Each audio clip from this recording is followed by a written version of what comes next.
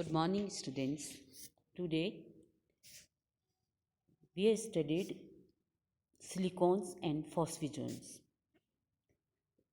अपन ने पिछले टर्न पर पॉलीमर्स के डिफरेंट टाइप्स पढ़ रहे थे, जिसमें अपन ने पढ़ा था ऑर्गेनिक पॉलीमर्स और इनऑर्गेनिक पॉलीमर्स किस तरह के होते हैं। उसी को आगे करते हुए आज अपन पढ़ेंगे ऑर्गेनोमेटेलिक पॉलीमर्स। ऑर्गेनोमेटेलिक पॉलीमर्स में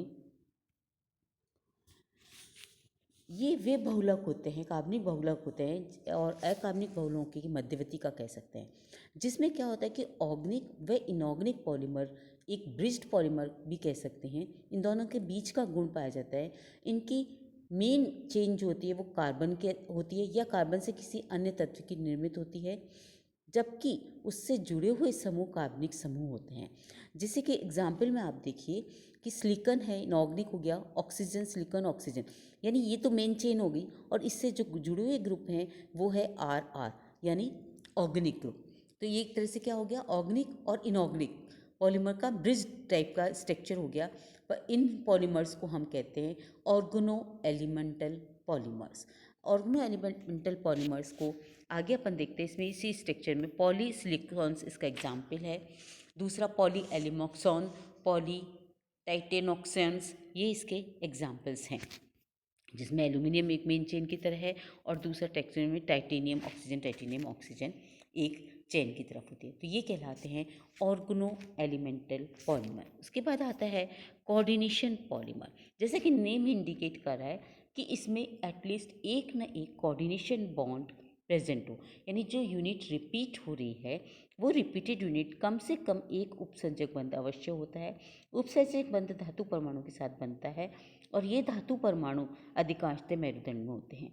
धातु परमाणु की कोऑर्डिनेशन नंबर का मान 4 है अथवा अधिक होने पर ये पॉलीमर संकुल की भांति शो करते हैं। इसमें अपन देखते हैं कोऑर्डिनेशन नंबर 2 का अपन एग्जाम्पल देखें तो इसमें देखिए RCCCU। तो ये इस तरह से एक लीनियर पॉलीमर है, पर लीनियर पॉलीमर ये कोऑर्डिनेट बॉन्ड से एक मेटल और कार्बन जुड़ा हुआ है। दूसरा ये भी हम कह सकते हैं कि इसमें कुछ जगह ये डी पाई पी पाई बॉन्डिंग के द्वारा भी बॉन्ड जुड़े रहते हैं, जिसमें कि डी पाई पी पाई बॉन्डिंग क्या होती है कि जिसमें कार्बन का P orbital filled orbital carbon को कॉपर को डोनेट करता है इलेक्ट्रॉन, और कॉपर अपने फील्ड ऑर्बिटल से इसके वेकेंट ऑर्बिटल के साथ बॉन्डिंग करके डी पाई पी पाई बॉन्डिंग भी बनाते हैं। कोऑर्डिनेशन नंबर 3 में क्या होता है, इस तरह का स्ट्रक्चर होएगा जिसमें कि मेटल आयन कोऑर्डिनेट बॉन्ड बना रहा है ऑर्गेनिक यूनिट से। और उसके बाद कोऑर्डिनेशन नंबर 4 में मोस्टली कोऑर्डिनेशन नंबर 4 और 5 6 जितना ज़्यादा कोऑर्डिनेशन नंबर होता है उसके पॉलीमर ज़्यादा लॉन्गेस्ट चेन बनाते हैं। और ये जिस तरह से देखिए कोऑर्डिनेशन नंबर 4 में AuCl जो है डोनेट कर रहा है मेटल आयन से, और इस तरह से कोऑर्डिनेट बॉन्ड फॉर्म हो रहा है। कोऑर्डिनेट नंबर 6 में देख लीजिए टाइटेनियम मेटल आयन है, 6 कोऑर्डिनेशन नंबर है, 3 ब्रिजिंग Cl और 3 लोन पेयर डोनेट कर रहे हैं, तो 3 ब्रिजिंग युक्त बॉन्ड बन जाता है। इसके बाद आता है इलेक्ट्रॉन डेफिशिएंट पॉलीमर। जब केंद्रीय परमाणु का सेंट्रल एटम का अष्टक पूर्ण नहीं हो, जैसे इसमें हमने दिया बेरिलियम बेरिलियम बेरिलियम और इसके साथ में यूनिट है CH3 जो कि ब्रिजिंग यूनिट कहलाएगी। बहुलक अपचय करेगा इलेक्ट्रॉन ग्रहण कर सकता है। इसमें lithium beryllium boron magnesium aluminium zinc तत्व इलेक्ट्रॉन न्यून बहुलक है। इनके साथ ही मैथिल समूह के सेतु के रूप में जुड़ते जाते हैं और 3 केंद्र 2 इलेक्ट्रॉन बॉन्ड का निर्माण करते हैं। इस तरह से 3 सेंटर 2 इलेक्ट्रॉन बॉन्ड भी इलेक्ट्रॉन डेफिशिएंट पॉलीमर्स का निर्माण करते हैं। इसके बाद आता है पॉलीकैटायंस और पॉली एलायन। कई धनायन और ऋणायन आपस में OH समूह से जुड़े हुए होते हैं और सेतु द्वारा संगठित होकर सरल इकाइयों की रिपीटिशन करते हैं। ऐसे आयनों को पॉली एनायन कहा जाता है। क्रिस्टल जिरकोनियम क्लोराइड और जिरकोनियम से धनायन के रूप में होते हैं। इसका एग्जाम्पल आप ये देखिए, जर्कोनियम में OH समूह आपस में जुड़ते हुए जा रहे हैं और पॉलीफॉस्फेट बहुऋणायन का निर्माण करते हैं। अब आता है अपने पास नेक्स्ट टॉपिक जो है comparison of inorganic polymer with organic polymer. तो इसमें अपन देखते हैं कि इनऑर्गेनिक पॉलीमर और ऑर्गेनिक पॉलीमर में डिफरेंस क्या है। तो ये अपन देखें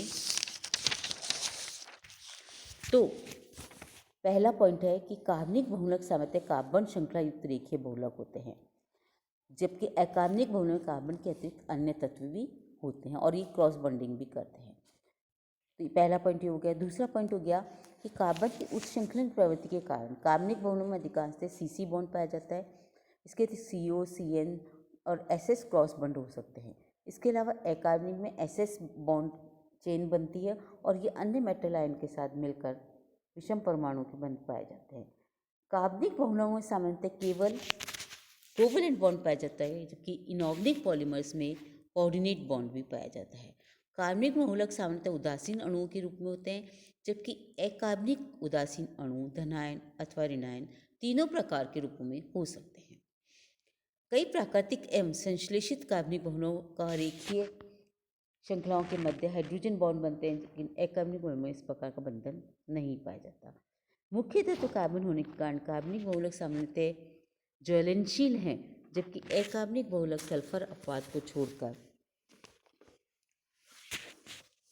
सामान्यतः ज्वलनशील नहीं होते।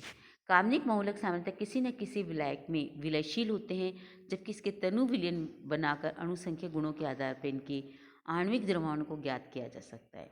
इसके विपरीत अकार्बनिक बहुलकों की अविलयता के कारण इनके आणविक द्रव्यमानों का कोई को ज्ञात नहीं किया जा सकता।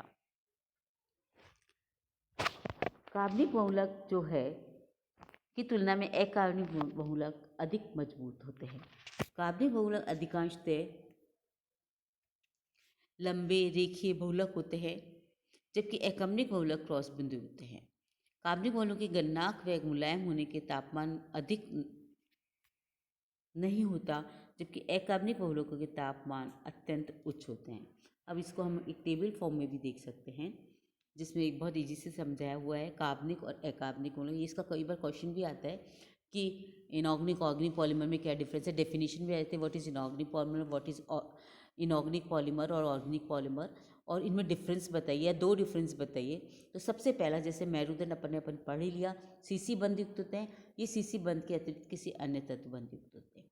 ढांचा अधिकांशतः रेखीय होते हैं, ये क्रॉस भी हो सकते हैं। ये सीसी बंध युक्त होते हैं, अधिकांशतः MX बंध युक्त होते हैं। इसमें मेटल होएगा और इसमें कोऑर्डिनेशन बॉन्ड पाया जाएगा, जबकि इसमें केवल कोवलेंट बॉन्ड पाया जाएगा। ये उदासीन होते हैं, ये धनायन भी हो सकते हैं, ऋणायन भी हो सकते हैं। ये ज्वलनशील होते हैं क्योंकि इसमें कार्बन है। सल्फर जैसे अपवादों को छोड़कर ये अज्वलनशील है। हाइड्रोजन बंध युक्त कॉरस्पॉन्डिंग में आते हैं, जबकि इसमें हाइड्रोजन बॉन्ड नहीं होता है। विलेयता किसी न किसी विलायक में विलयशील होते हैं, ये अविलय होते हैं। जैसे अपने प्लास्टिक वगैरह देखा, ये पॉलीमर्स हैं, ये अविलय होते हैं। ये रेशेदार व मुलायम होते हैं, ये कठोर व भंगुर होते हैं।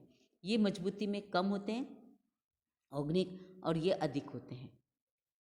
इस चीज़ को अपन देखें तो एक प्लास्टिक को भी दिमाग में रखेंगे तो ये सारे पॉइंट्स आपको याद आ जाएंगे। गलनांक कम होता है, इसका गलनांक अधिक होता है। तो इस तरह से आज अपन ने पढ़ा कि ऑर्गेनिक पॉलीमर और इनऑर्गेनिक पॉलीमर में डिफरेंस क्या है। इसको बहुत अच्छे से अपन ने देख लिया। नेक्स्ट टर्न पे अपन इसका जो आगे का पार्ट है वो है synthesis, structure and application of few inorganic polymers, और उसमें अपन लेंगे silicones. Synthesis, structure and application of few inorganic polymers, और उसमें अपन लेंगे सिलिकॉन्स। तो ये था आज का। नेक्स्ट टर्न पे अपन नेक्स्ट स्टडी करेंगे।